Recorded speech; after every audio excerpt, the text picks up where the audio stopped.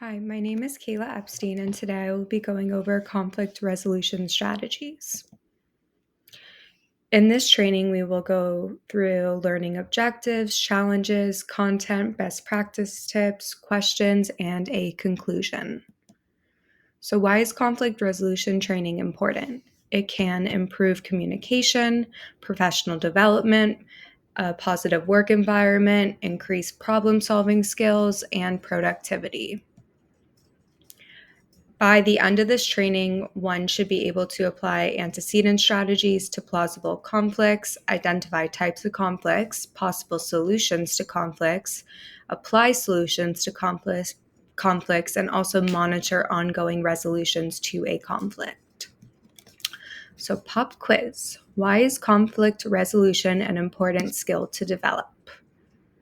It's important so that one can improve communication, professional development, positive work environment, problem solving skills, and productivity. So if you thought of any of those, good for you. There are different kinds of conflicts that we will see in the work environment, such as staff, stakeholder, and caregivers. Some common challenges with conflict resolution are miscommunication, misunderstandings, cultural differences, ethical differences, high emotions, assumptions, and lack of self awareness. When dealing with staff disagreements, it's important to recognize some resolutions that one can take as well as some antecedent strategies. So, resolution strategies can go from active listening to encouraging others to think of solutions for their issues. So, to be solution oriented. And then antecedent measures would be setting expectations to staff to be solution oriented from the onset of their staff relationships, as well as setting expectations when there are disagreements and having a human resources department to allow for this sort of guidance and issues. With stakeholders, there are also antecedent and consequences that can help alleviate these issues. So, some antecedent ones are having a collaborative approach with stakeholders, also using active listening and open communication.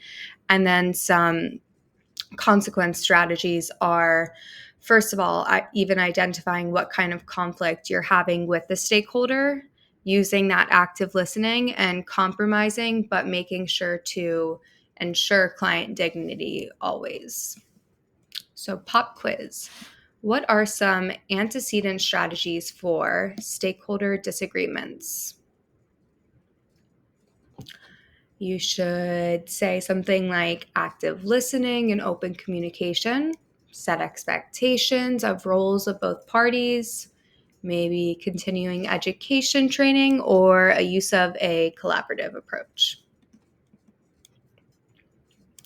There are also caregiver disagreements that you may run into. So, with this, conflict resolution strategies would be to compromise with the caregiver while making sure to have client dignity, using your data backed evidence to explain your side when trying to collaborate with the caregivers, and always using active listening with caregivers. Oops. And preventative measures would be active listening as well, communicating, setting expectations with the caregivers from the onset of your relationship, and encouraging a collaborative approach with them at the onset of services as well. If you are an RBT, it's very important to encourage the caregivers to communicate any issues with the analyst.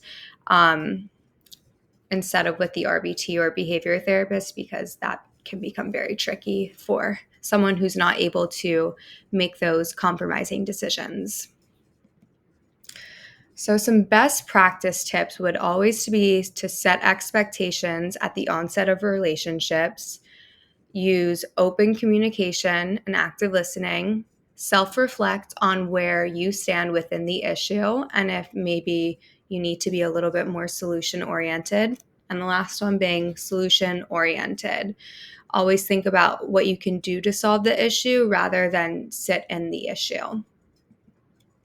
So, some practice scenarios. Your afternoon client canceled their session. The scheduler confirmed the cancellation with the client's parents, however, did not communicate this change with the analyst and RBT.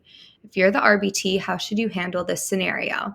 If you're an analyst, how should you handle the scenario? The RBT should communicate with the clinic manager to make the manager aware of the issue, as well as the analyst. The analyst should ask the clinic manager to go over expectations with the scheduler, and the RBT or analyst have suggestions for communication. The RBT and analyst should submit a suggestion in the clinic suggestion box located in their staff room. The next scenario. You are an analyst working in the school setting with a client. When you're creating new goals, you ask the teacher in class if they approve of the goals, which the teacher agrees are socially valid, relevant goals that the teacher is comfortable being ran in the classroom setting. When you're not supervising, the teacher tells your RBTs they cannot run goals as they are disruptive to the class environment. How should the analyst resolve this conflict with the stakeholder? The analyst should supervise the RBT to ensure the goals are being ran according to the correct programming. And the analyst should request a meeting outside of classroom hours to understand where the teacher is coming from. The analyst should communicate that the RBTs need to implement the goals in the client's treatment plan for it to be billable to insurance. The analyst should also encourage the teacher to give input in the meeting to create goals relevant for the client that will not be disruptive to the classroom. And the analyst should monitor the issue after the meeting to see if the teacher continues to tell the RBTs they are not able to implement programming even after collaboration. So in conclusion, you should always set expectations when forming relationships, use active listening and open communication, self-reflect when faced with feedback and disagreements, have a solution-oriented mindset, and make decisions that align with the BACB ethics code and promote client dignity. Thank you.